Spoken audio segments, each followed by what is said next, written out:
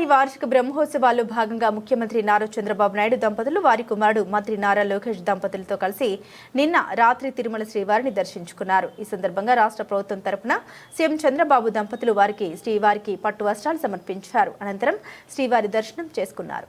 ఈ సందర్భంగా సీఎం చంద్రబాబు మీడియాతో మాట్లాడారు. టీటీడీ ఆధ్వర్యంలో నిర్వహిస్తున్న అన్ని ఆలయాల్లో నిత్య అన్నదాన పథకాన్ని ప్రారంభించాలని ఆదేశించారు. దాదాపు 5,000 గ్రామాల్లో శ్రీవారి ఆలయాలు నిర్మించాలని టీటీడీ బోర్డుకు సీఎం చంద్రబాబు సూచించారు.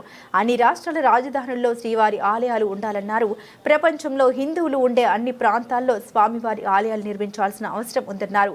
బ్రహ్మోత్సవాల్లో ఇప్పటి వరకు 14 సార్లు పట్టు వస్త్రాలు సమర్పించే అవకాశం భగవంతుడు తనకి ఇచ్చారన్నారు. చిన్నప్పటి నుండి వెంకటేశ్వర స్వామిని చూస్తూనే పెరిగానని, ఏ కష్టం వచ్చినా ఆయనే ఆదుకున్నారన్నారు. శ్రీవారి దయ వల్లే మనకు శాంతి, సౌభాగ్యం లభిస్తుందని పేర్కొన్నారు.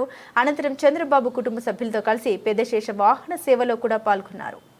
ఆ రోజు నందమూరి తారక రామారావు గారు ఫస్ట్ టైం ముఖ్యమంత్రి అయినప్పుడు ఇక్కడ అన్నదానం ప్రారంభించారు.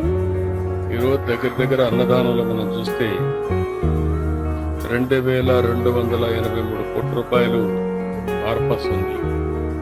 ప్రతి సంవత్సరం ప్రతి నెల 12 కోట్లు ఖర్చు అవుతుంది. 14 కోట్ల రూపాయలు ఆదాయం వచ్చే పరిస్థితి అన్నదానానికి వస్తూ ఉంది.